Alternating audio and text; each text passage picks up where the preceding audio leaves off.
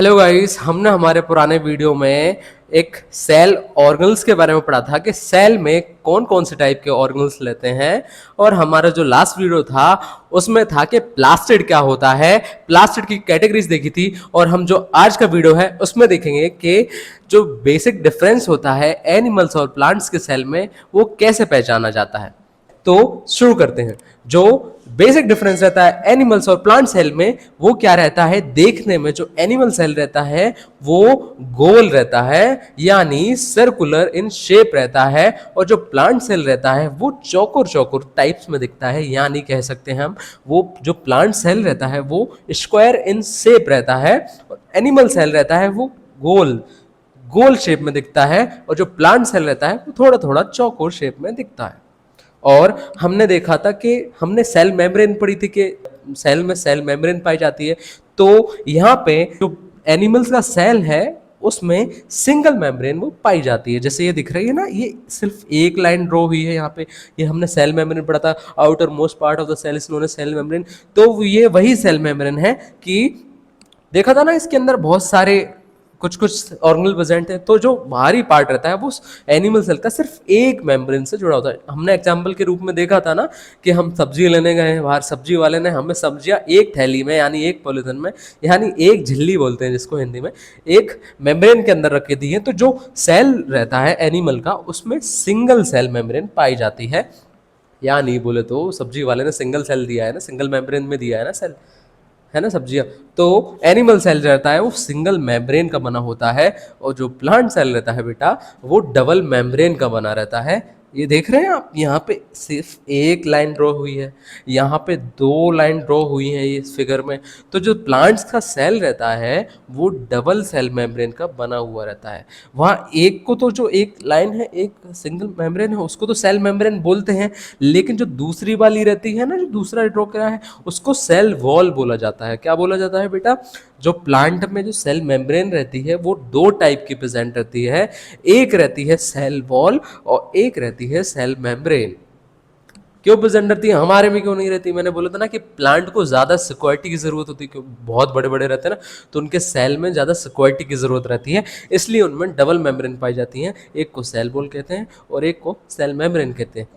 वहीं animal cell में यानी इंसानों में या बाकी एनिमल्स में क्या होता है, वो छोटे छोटे रहते हैं इन कंपैरिजन ऑफ प्लांट्स, क्योंकि प्लांट्स बहुत विशालकाय रहते हैं ना, हम तो छोटे छोटे रहते हैं। तो हमारे सेल को ज़्यादा सिक्योरिटी की ज़रूरत नहीं रहती है, इसलिए हमारे सेल में जो सेल मेम्ब्रेन रहती है वो सिंगल ही पाई जाती है, एक ही पाई जाती है। ये हो गया बेसिक डिफरेंस किसका, एनिमल सेल्स का और प्लांट सेल का। ठीक है, आगे बढ़ते हैं। ये मैंने वेन डायग्राम के मदद से आपको मैं समझा रहा हूँ कि जो बेसिक डिफरेंस है एनिमल और प्लांट्स के सेल में क्या है। ये इसको वेन डायग्राम बोलते हैं, जो मैंने फिगर बनाया है ना ये गोल गोल, उसको वेन डायग्राम बोलते हैं। ये वेन डायग्राम कंपटीशन एग्जाम में बहुत पूछा जाता है, ठीक है। और ये जो डायग्राम मैंने बनाया ना, differentiate between animals and plant cell, वो आप आपके टेस्ट में भी बना सकते हैं, आंसर्स के फॉर्म में भी लिख सकते हैं इसको डिस्क्राइब करके, और इसका जो फॉर्मेट है यही सेम टू सेम बना सकते हैं, और आपको फुल टू फुल मार्क्स मिल जाएंगे। जैसे 10th 11th 12th क्लास हो गई ना, तो आप उसको बना सकते हैं। 11th और 12th में खासकर वहीं आता है, 11th में भी है सेल चैप्टर, तो वहाँ तुम बेसिक डिफरेंस पे बना सकते हो। तो एनिमल सेल में देखा जाए तो एनिमल का जो सेल रहता है वो स्मॉल रहता है और राउंड रहता है। हमने थोड़ी देर पहले देखा ना कि वो राउंड रहता है यानी सर्कुलर इन शेप रहता है। कौन? एनिमल का सेल। और वहीं प्लांट का सेल देखें तो वो लार्ज रहता है। क्यों? जैसा देखा होगा ना, एनिमल्स छोटे छोटे रहते हैं, प्लांट्स बहुत विशालकाय रहते हैं ना, तो जाहिर सी बात है कि जो प्लांट्स होंगे उनमें हर चीज़ बड़ी बड़ी पाई जाएगी ना। तो जो प्लांट्स का सेल रहता है ना वो बड़ा पाया जाता है in comparison of animals, and उसका शेप जो रहता है वो स्क्वायर स्क्वायर यानी चौकोर शेप में पाया जाता है। वहीं बात करी जाए वैक्यूल, वैक्यूल बताया था मैंने, पानी स्टोर करके रखता है सेल के फंक्शन पर्पस के लिए। तो जो एनिमल्स का वैक्यूल रहता है वो स्मॉल इन साइज रहता है। वही छोटी बात है, हाँ बड़ी बात आ गई कि हम छोटे, इसलिए हमारे अंदर सारी चीज़ें छोटी, वहाँ प्लांट्स बहुत बड़े बड़े, तो उनके अंदर सारी चीज़ बड़ी बड़ी। तो और वहीं बात करें प्लांट्स में, तो वैक्यूल होएगा ना, वो वैक्यूल बहुत बड़ी साइज में होगा, एनिमल्स में वैक्यूल छोटी साइज में होगा। और देखें कि जो एनिमल्स में क्या प्रेजेंट रहता है और ये प्लांट्स में क्या नहीं रहता। जैसे देखिए सेलिया और फ्लैजिला और लाइसोसोम, ये सिर्फ एनिमल्स के सेल में प्रेजेंट रहते हैं। क्या? सीलिया, फ्लैजिला और लाइसोसोम सिर्फ एनिमल के सेल में प्रेजेंट रहते हैं, प्लांट सेल में एब्सेंट रहते हैं। सीलिया मैंने बताया था कि थोड़ा सा लोकोमोशन करने, कुछ फीडिंग पर्पसेस, खाना वाना खाने के लिए, पकड़ के खाने एब्जॉर्ब करने के लिए, फीडिंग करने के लिए, तो एनिमल सेल में सीलिया प्रेजेंट रहता है। सीलिया मैंने बोला था कि हेयर लाइक स्ट्रक्चर ये थोड़ा प्रेजेंट रहता है। वहीं फ्लैजिला ये बड़ा रहता है, जैसे मूवमेंट करते हैं ना, जैसे स्पर्म में देखा है कि वो पीछे फ्लैजिला लगा रहता है उसको आगे आगे चलने के लिए, तो जो फ्लैजिला रहता है वो बड़ी साइज का रहता है। लाइसोसोम मैंने बताया था आपको, जिसके अंदर जल अपघटक एंजाइम रहता है, यानी एसिड रहता है, एक हाइड्रोलिटिक एसिड रहता है, वो डालता है और वो चीज़ को मार देता है, ख़त्म कर देता है। तो जो एनिमल का सेल होता है उसमें लाइसोसोम प्रेजेंट रहता है। वहीं देखा जाए प्लांट्स के सेल में, प्लांट्स के सेल में सेल वॉल प्रेजेंट रहती है और प्लास्टिड प्रेजेंट रहता है, और एनिमल सेल में सेल वॉल एब्सेंट रहती है और प्लास्टिड एब्सेंट रहता है। यहाँ दिख रहा है ये जो चीज़ क्या है, ये दोनों चीज़ प्लांट के सेल में प्रेजेंट है और ये तीनों चीज़ एनिमल सेल में प्रेजेंट है। सेल वॉल मैंने बताया कि डबल मेम्ब्रेन रहता है। ये डबल मेम्ब्रेन मतलब एक हो गई सेल वॉल और दूसरी हो गई सेल मेम्ब्रेन, कोशिका झिल्ली बोलते हैं ना इसको, एक को सेल वॉल बोलते हैं। तो प्लांट सेल वॉल से बना रहता है, प्लस सेल मेम्ब्रेन से बना रहता है और प्लास्टिड से बना रहता है। प्लास्टिड मैंने बताया था ना, जिसका मेजर काम रहता है कि कलर पिगमेंट्स देता है कि प्लांट्स कौन से कलर का होगा, है ना। अगर मान लो एनिमल्स में प्लास्टिड पाया गया तो भाई सब लोग अलग अलग हरे कलर का पाया जाएगा, कोई लाल कलर का पाया जाएगा, कोई पीले कलर का पाया जाएगा। तो ऐसा नहीं ना, इंसान तो सिर्फ एक ही कलर का रहता है। मैंने क्या बताया था कि इंसान किसकी वजह से कलर पर रहते हैं, उनका टोन कौन डिसाइड करता है, तो वो डिसाइड करता है मेलानिन। कौन डिसाइड करता है इंसानों का कलर? मेलानिन नाम का एलिमेंट डिसाइड करता है, जो कि स्किन में प्रेजेंट रहता है, ठीक है। और यहाँ देखें कि कॉमन क्या है, ये बीच का हिस्सा है ना, ये कॉमन है दोनों में, ये एनिमल का सेल और ये प्लांट का सेल, ये बीच का हिस्सा है ना, ये देखिए ये कॉमन चीज़ें लिखी हैं कि दोनों में क्या है। तो एनिमल सेल में माइटोकॉन्ड्रिया पाया जाएगा ऊर्जा देने के लिए, वहीं प्लांट सेल को भी ऊर्जा की जरूरत है ना, तो माइटोकॉन्ड्रिया प्लांट सेल में भी पाया जाएगा। और राइबोसोम प्रोटीन की जरूरत है ना हर चीज को काम करने के लिए, तो दोनों ही सेल में, एनिमल्स और प्लांट के सेल में राइबोसोम पाया जाएगा। कौन सा राइबोसोम? ATS पाया जाएगा। बताया था ना मैंने, सेडिमेंटेशन कोएफिशिएंट S का मतलब होता है, तो पीछे वाली वीडियो में आप जाके देख लीजिएगा कि इसका क्या मतलब होता है, ठीक है।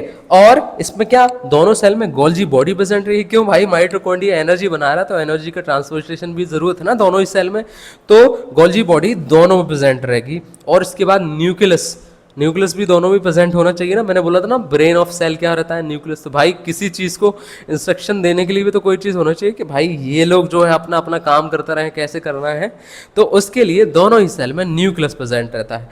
और सेंट्रोसोम प्रेजेंट रहता है। कोई चीज़ जैसे कट जाती है, फट जाती है, मैंने बोला था कि दूसरा सेल डिवीजन करवाता है सेंट्रोसोम, तो वैसे ही दोनों सेल में, एनिमल्स और प्लांट के सेल में सेंट्रोसोम प्रेजेंट रहता है। तो कॉमन क्या क्या प्रेजेंट रहता है दोनों सेलों में? Mitochondria, ribosome, Golgi body, nucleus, centrosome. मेरे साथ बोलो, एनिमल्स और प्लांट सेल में क्या कॉमन प्रेजेंट रहता है?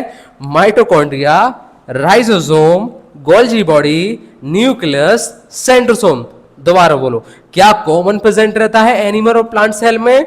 Mitochondria, ribosome, Golgi body, nucleus और सेंट्रोसोम। अच्छा, क्वेश्चन पूछेगा एग्जाम में कि प्लांट सेल में ऐसी कौन सी चीज प्रेजेंट रहती है जो एनिमल सेल में प्रेजेंट नहीं रहती? क्या रहती है? वो रहती है सेल वॉल। ये ऑप्शन, 4 ऑप्शन रहेंगे, उसमें से ऑप्शन में लिखा रहेगा सेल वॉल, तो सेल वॉल पे टिक लगा देना है आपको। तो प्लांट सेल में सेल वॉल प्रेजेंट रहेगी, एनिमल सेल में सेल वॉल एब्सेंट रहेगी। ये क्वेश्चन मैंने बहुत जगह देखा हुआ है कि सेल वॉल के बारे में पूछता है कि प्लांट सेल में क्या प्रेजेंट रहता है, एनिमल सेल में क्या एब्सेंट रहता है, तो सेल वॉल प्रेजेंट रहती है उसमें, ठीक है। देखिए एक और बार बता देता हूं आपको कि एनिमल सेल रहता है वो स्मॉल इन शेप रहता है और सर्कुलर इन शेप रहता है, मतलब गोल तरीके का दिखता है माइक्रोस्कोप में देखे तो। उसके अंदर जो वैक्यूल रहता है वो छोटी इन साइज का रहता है, क्योंकि वो वैक्यूल पानी स्टोर करता है, तो हमें एनिमल्स को पानी पीने की पानी की कम जरूरत है, तो वैक्यूल में कम पानी स्टोर के लिए छोटा साइज का वैक्यूल प्रेजेंट रहता है। वहीं सीलिया, फ्लैजिला, लाइसोसोम किस में प्रेजेंट है? एनिमल सेल में रहता है। और प्लांट सेल में देखा जाए तो प्लांट सेल का साइज का बड़ा रहता है, प्लांट सेल का जो साइज रहता है वो बड़ा रहता है, और स्क्वायर इन शेप रहता है, यानी चौकोर शेप में दिखता है। उसका जो वैक्यूल का साइज रहता है, वैक्यूल मतलब रसधानी बोला था ना हमने, हिंदी में रसधानी बोलते हैं वैक्यूल को, तो वैक्यूल का जो शेप रहता है प्लांट में वो बड़ा रहता है। और प्लांट सेल में सेल वॉल पाई जाती है और प्लास्टिड पाया जाता है। प्लास्टिड, इसका काम दूसरा काम भी था ना, खाना बनाना, प्लास्टिड, क्रोमोप्लास्ट, ल्यूकोप्लास्ट, मैंने ऐसा कुछ समझाया था ना। तो जो आपको समझना हो ना तो प्रीवियस वीडियो में आप जाके देख लीजिए, ठीक है। इसमें कॉमन ये बता दिए हैं मैंने, mitochondria, ribosome, Golgi body, nucleus, centrosome, ये दोनों में प्रेजेंट रहता है। इसी से आप अपने हिसाब से आपके पेपर्स में 11th के और 12th के पेपर्स में अपने हिसाब से आंसर बना के लिख सकते हैं। अगर आपको ये डायग्राम याद हो गया ना तो आप अपने मन से ही आंसर लिख सकते हैं। समझ में आ रहा है? ठीक है। एनिमल सेल में क्या प्रेजेंट रहता है? सीलिया, फ्लैजिला, लाइसोसोम। एनिमल सेल में सीलिया, फ्लैजिला, लाइसोसोम। एनिमल सेल में सीलिया, फ्लैजिला, लाइसोसोम। एनिमल सेल में सीलिया, फ्लैजिला, लाइसोसोम। प्लांट्स के सेल में सेल वॉल और प्लास्टिड। प्लांट्स के सेल में सेल वॉल, प्लास्टिड। प्लांट्स के सेल में सेल वॉल और प्लास्टिड, मेरे साथ बोलो। प्लांट्स के सेल में सेल वॉल, प्लास्टिड प्रेजेंट रहती है। प्लांट्स के सेल में सेल वॉल, प्लास्टिड प्रेजेंट रहती है। एनिमल्स के सेल में सीलिया, फ्लैजिला, लाइसोसोम प्रेजेंट रहता है। एनिमल्स के सेल में सीलिया, फ्लैजिला, लाइसोसोम प्रेजेंट रहता है। एनिमल्स के सेल में सीलिया, फ्लैजिला, लाइसोसोम प्रेजेंट रहता है। और दोनों में कॉमन क्या रहते हैं? Mitochondria, ribosome, Golgi body, nucleus, centrosome. Common क्या रहते हैं? Mitochondria, ribosome, Golgi body, nucleus, centrosome. अब आगे बढ़ते हैं, हम देखते हैं प्रोकैरियोटिक और यूकैरियोटिक क्या चीज है, किस टाइप के सेल हैं। ये दो टाइप्स के सेल होते हैं, इनको ही कैटेगरीज में डिवाइड कर दिया जाए कि एनिमल्स के सेल में आते हैं, प्लांट्स के सेल में आते हैं, वायरस, बैक्टीरिया वगैरह वगैरह किस टाइप से किस सेल में आते हैं, कि प्रोकैरियोटिक कौन सा है, यूकैरियोटिक कौन सा है। इनमें बहुत कंफ्यूजन होती थी भाई, प्रो कौन सा, यूकैरियोटिक में कौन सा आता है, इसमें कंफ्यूजन। तो देखिए, प्रो जिसको हम अपनी आंखों से देख नहीं सकते, यानी हम अपनी बिना माइक्रोस्कोप से अपनी नंगी आंखों से जिसको देख नहीं सकते, वो किस में आते हैं? प्रोकैरियोटिक में आते हैं। जैसे वायरस, बैक्टीरिया, माइक्रो ऑर्गेनिज्म जिसको हम देख नहीं सकते अपनी नॉर्मल आंखों से, वो आते हैं प्रोकैरियोटिक में, ठीक है। और यूकैरियोटिक मतलब यू, जैसे यू मतलब यू किसको बोलते हैं हम? यू हमको बोलते हैं ना, यू कोई इंसान जाता है यू, उसको प्रोनाउंशिएट करते हैं ना यू बोल के। तो यू मतलब जो तुमको दिख रहा है आसपास तुम्हारी आंखों से, वो किस में आएगा? यूकैरियोटिक सेल में आ जाएगा। वो किस श्रेणी में आ जाएगा? यूकैरियोटिक सेल की श्रेणी में आ जाएगा। कौन? जिसको यू तुम अपनी आंखों से देख सकते हो, वो यूकैरियोटिक सेल में आ जाएगा। जैसे प्लांट्स, जैसे एनिमल्स, जैसे फंगाई देखिए ना, हरी हरी कहीं देख सकते हैं उसको अपन, काई सी रहती है ना, कभी कभी देख सकते हैं आंखों से। रफ वे में समझो, अभी डीप में मत जाओ, डीप में जाओगे तो खिचड़ी बन जाएगी। पहले ABCD समझो, धीरे धीरे से अपन आगे बढ़ते चले जाएंगे ना, फिर आगे आएगा ना तो लिंक जुड़ जाएगी अपने को, पूरा एकदम से आ जाएगा। अभी ABCD पढ़ो, छोटे बच्चे हो ना, ज्यादा नहीं उछलो कि 12th में है, ग्रेजुएशन करे हैं, 11th में है, 10th में नहीं, अपन 5th 6th क्लास में उस लेवल से उस तरीके से समझेंगे ना, उस तरीके से पढ़ाई करेंगे ना, तो भाई रट जाएगी बायोलॉजी। आ जाइए टॉपिक पे आ जाइए। तो भाई यूकैरियोटिक और प्रोकैरियोटिक में सिंपल सा अंतर कैसे दिखता है कि प्रोकैरियोटिक जिसको हम अपनी आंखों से नहीं देख सकते, वो आता है प्रोकैरियोटिक में। यूकैरियोटिक में जिसको हम अपनी आंखों से देख सकते हैं, वो आता है यूकैरियोटिक। यू, इसको ऐसे याद रखना, इसकी ट्रिक है यू मतलब तुम सब हम अपनी आंखों से देख सकते हैं, तो तुम सब आते हो यूकैरियोटिक में, मतलब यू। ओके, ठीक है। तो देखिए, ये वही ऐसा कैसा मैंने यहां लिख दिया है कि प्रोकैरियोटिक में माइक्रो ऑर्गेनिज्म्स आते हैं, जैसे बैक्टीरिया, वायरस, जो बीमारी फैलाते हैं, ससुर छोटे छोटे रहते हैं ना, वो आते हैं प्रोकैरियोटिक में। यूकैरियोटिक में अच्छे बड़े बड़े लोग आते हैं, यू अच्छे बड़े बड़े आते हैं ना, जैसे एनिमल्स हो गए, प्लांट्स हो गए, फंगी आ गई, ठीक है। फंगी भी अच्छा रहता है अपने लिए, ठीक है। आगे बढ़ते हैं भाई, जो प्रोकैरियोटिक सेल रहता है वो हाफ डेवलप रहता है कंपेरिजन तो यूकैरियोटिक सेल। जैसे प्रोकैरियोटिक रहता है, क्या रहता है उनमें? ससुरे छोटे छोटे ही तो रहते हैं, जिसको अपन आंखों से नहीं देख सकते, उसमें क्या पाया जाएगा? देखना, मैं बताता हूँ डायग्राम बना के। ये हो गया क्या? प्रोकैरियोटिक सेल, इसमें फ्लैजिला हो गया, चलने फिरने के लिए, और ये कहीं डीएनए पड़ा होगा इसके अंदर, ठीक है। न्यूक्लियस पाया नहीं जाता, न्यूक्लियस मिलता नहीं है इसमें, न्यूक्लियोइड मिलता है। और ये क्या प्रोटोप्लाज्म हो गया, इसमें कुछ नहीं पाया जाएगा भाई, ठीक है। और वहीं करें यूकैरियोटिक यानी एनिमल सेल में देखते हैं अपन, जैसे एनिमल सेल भाई इसके अंदर न्यूक्लियस मिलेगा, माइटोकॉन्ड्रिया मिलेगा, गोल्जी बॉडी मिलेगी, सेंट्रोसोम मिलेगा, लाइसोसोम मिलेगा, बहुत सारी चीजें मिल रही है, एंडोप्लाज्मिक रेटिकुलम मिलेगा, पता नहीं दुनिया भर की तो चीजें मिल रही है ना इसमें। तो इसलिए इसको फुल्ली डेवलप कहलाते हैं, क्योंकि भाई इसमें 17 प्रकार की चीजें मिलती हैं, और प्रोकैरियोटिक्स में कुछ नहीं मिलता, 3-4 चीजें मिल जाती हैं भाई। इसलिए इसको प्रोकैरियोटिक को क्या बोलते हैं, हाफ डेवलप सेल बोलते हैं। समझ में आया। और इसमें क्या होता है, फास्टेस्ट रिप्रोडक्शन रेट रहती है इसकी, मतलब भाई इसकी जनन क्षमता बहुत तगड़ी रहती है। देखा नहीं है कि भाई कोई बीमारी फैलाने वाला वायरस बैक्टीरिया अपनी बॉडी के अंदर रहता है तो एकदम से ही कितना बीमार हो जाते हैं, एकदम से हो जाते हैं ना, एकदम से भाई वो अपनी कॉपीज बना लेता है। कोरोना देखा ना, कोरोना 2019 में एकदम से अपनी बॉडी में एंटर हुआ और एकदम से कितना सारी तबाही ला दी कोरोना ने। तो भाई वो कोरोना क्या है, किसका एग्जांपल है, प्रोकैरियोटिक सेल का एग्जांपल है।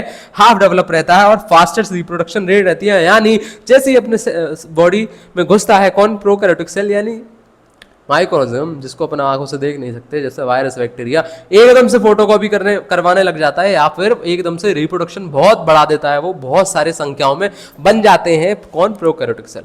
और यूकैरियोटिक सेल में भैया इसको बनने में बहुत टाइम लगता है, देखा नहीं है तुमने, 9 मंथ लग जाते हैं एक बच्चे को बनने में और फिर बाहर निकलने में, इन द सेंस पैदा होने में। तो यूकैरियोटिक सेल में कौन, एनिमल्स ही आते हैं ना, एनिमल्स में इंसान आते हैं। इंसान को जो रिप्रोडक्शन रेट है उसका स्लोअर रहता है, किसका, प्रोकैरियोटिक सेल का, इन द सेंस मतलब कि जो एनिमल्स रहते हैं यानी इंसान, उनको भाई उसका बच्चा होने में ना 9 महीने लग जाते हैं। सुना है ना तुमने कि 9 महीने बाद बच्चे का जन्म होता है। तो भाई जो प्रोकैरियोटिक सेल रहता है वो बहुत सारी चीजें रहती हैं। अब तुम ही एक बात बता दो, किसी चीज में बहुत सारी चीजें, किसी चीज में 2-3 चीजें, तो उसको बनने में कितना टाइम लगा, मेरे को इसको बनाने में 2 सेकंड लगे, इस डायग्राम को, इसको बनाने में भाई 10-15 सेकंड लग गए, इसमें ये बनाओ ये बनाओ ये बनाओ ये बनाओ, तो भाई इसको बनने में बहुत टाइम लगेगा नहीं, इसलिए इसकी जो रिप्रोडक्शन रेट है किसकी, यूकैरियोटिक सेल की, मतलब यू, तो तुम्हें बनने में बहुत टाइम लगता है, तुम्हें रिप्रोड्यूस होने में बहुत टाइम लगता है।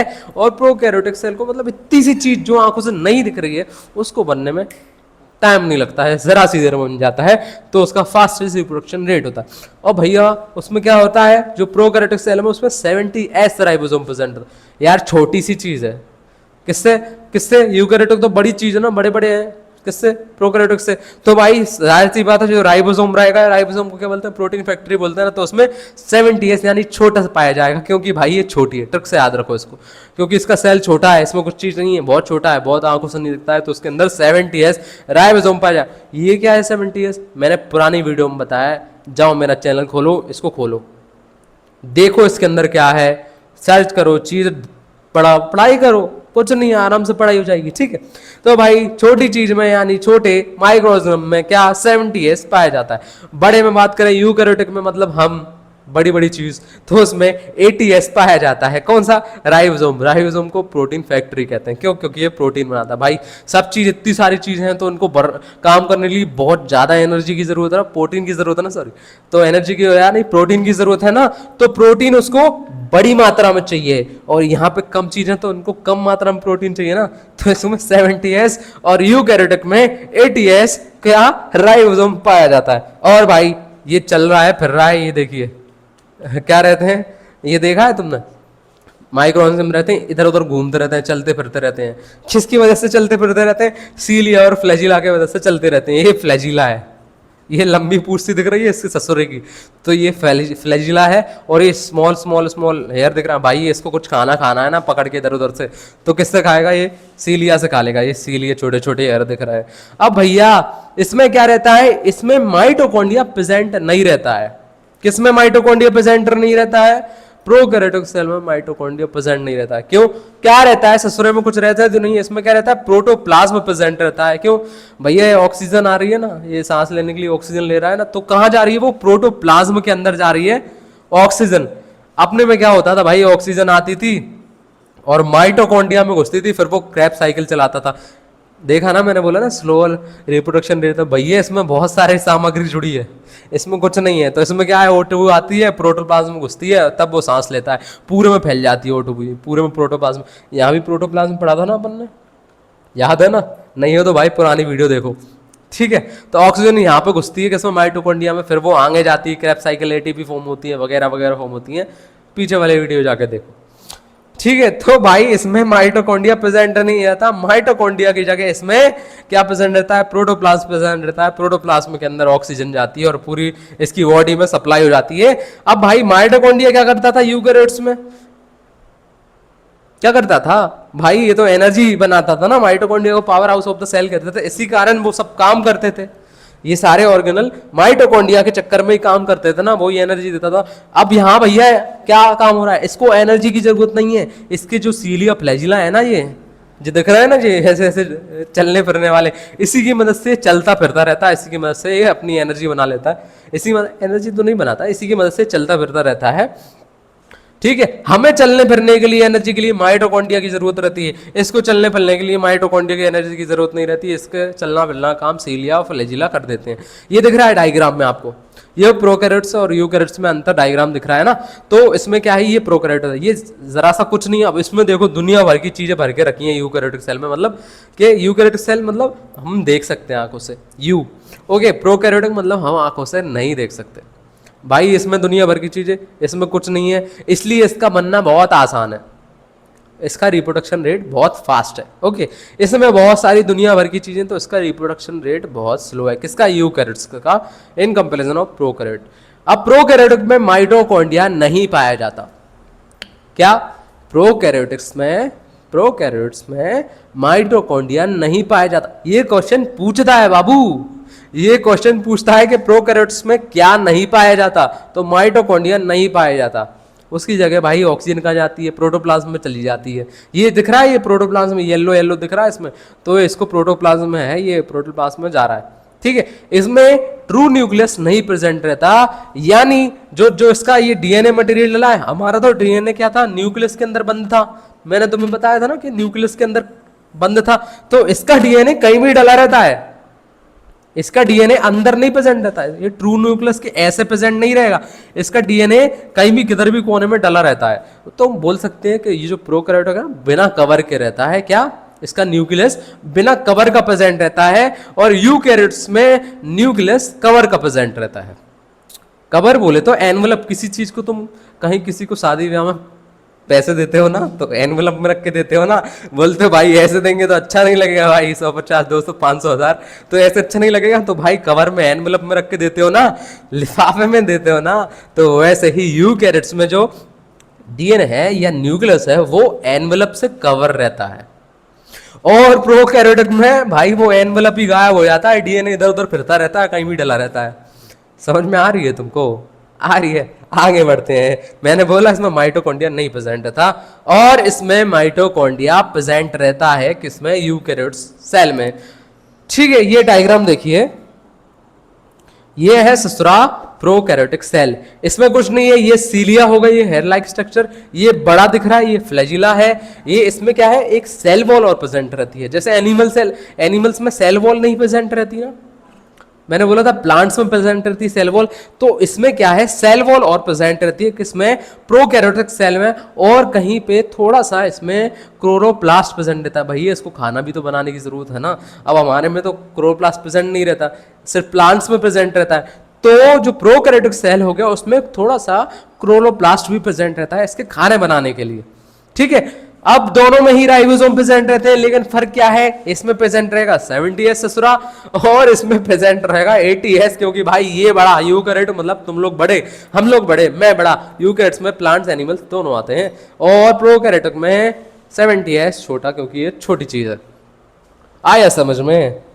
अब देखिए ये डायग्राम देखिए, इसका किसका, यूकैरियोट्स का, इसमें बहुत सारी चीजें हैं, बहुत सारी चीजें, तो इसका जो कोशिका विभाजन होगा ना, जो उसका सेल डिवीजन होगा, उसको होने में बहुत देर लगेगी, और जो प्रोकैरियोट्स का कोशिका विभाजन होगा, सेल डिवीजन होगा, उसको होने में बहुत ज्यादा ऐसे टाइम लगेगा, और ये बन के तैयार हो जाएगा, यहाँ भैया 9 महीने लग जाएंगे इसको बनने में, यहाँ भैया ये ऐसे बन के तैयार हो जाएगा, इसमें है ना फास्टेस्ट रिप्रोडक्शन रेट रहती है। ये देख लिया हमने यूकैरियोट्स और प्रोकैरियोट्स का रफली क्या डिफरेंशिएट बिटवीन। ये ऐसा कैसा पेपर में बना के लिख दोगे ना, तुम्हारे टीचर यू नंबर देगी, ऐसे ऐसे नंबर देगी, ऐसे ऐसे, समझ रहे हो ना। देखो दोस्तों, अगर आपको मेरे पढ़ाने का तरीका समझ में आ रहा हो और आप चाहते हो कि मैं ऐसे ही और भी वीडियो बनाऊं, पूरा सिलेबस कंप्लीट कर डालूं, तो आप ये जो मेरा चैनल दिख रहा है ना, यहाँ पे ये लिखा है लिखा है ना, यहाँ पे क्या है, सब्सक्राइब का बटन भी है नीचे, तो इसको दबा दो, तोड़ दो। इससे क्या होगा, मेरे फॉलोअर्स बढ़ जाएंगे, सब्सक्राइब बढ़ जाएंगे ना, तो मैं और भी वीडियो बनाऊंगा, पूरा सिलेबस करूंगा। आपको कहीं कोचिंग भी जाने की जरूरत नहीं पड़ेगी, कहीं पे पैसे फेंकने की जरूरत नहीं पड़ेगी। पूरी पढ़ाई, पूरी biology, complete biology, 10th 11th 12th graduation, सबकी पूरा सिलेबस एक साथ कंप्लीट करा दूंगा। और ऐसे घुस जाएगा दिमाग में कि भाई ये तो कोई दोस्त सा समझाया है आपको, मैं as a Guru, as a teacher नहीं समझा रहा आपको, एज अ मित्र, आपका फ्रेंड जैसे समझा रहा हूँ, आपका फ्रेंड जैसे समझा रहा हूँ, आपको पूरा समझ में आ जाएगा। अगर ये बायोलॉजी आपको समझ में आ रही है ना, तो आप मुझे बताइए, हम इसके अलावा भी दूसरी चीज करेंगे, जैसे पॉलिटी हो गई, हिस्ट्री हो गई, वो भी मैं पढ़ाऊंगा आपको, वो भी पढ़ा लेता हूँ, अच्छे से पढ़ा लेता हूँ, टेंशन नहीं लो, सब समझा दूंगा। फॉलो कर लो और ये वीडियो अपने मित्रों में फॉरवर्ड कर दो। मिलते हैं कल इसके आगे वाले टॉपिक को लेके।